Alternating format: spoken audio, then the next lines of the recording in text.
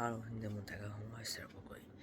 咁上個星期我就發咗一段嗰個速八新朋友嘅上集，咁今篇係下集。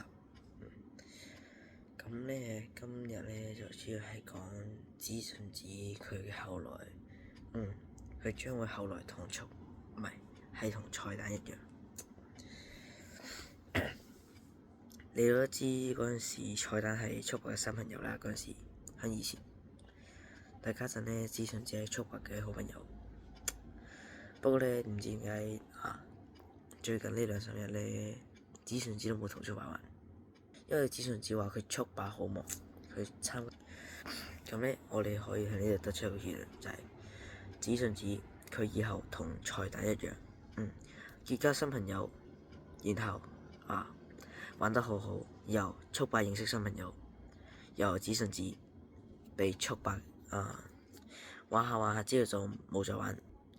咁樣呢番話咧，我都同子順子講嘅，不過佢都輕易係唔信啦。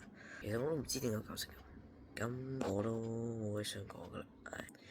而以前咧子順子嘅脾氣都唔係好好嘅，但家姐咧佢態度轉變咗，咁嗰啲咧就非常之好。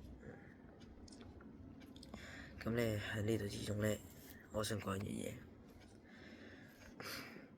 呢幾日官方有一樣嘢好離譜，我下一集會同你哋講。今期就到呢度，拜拜。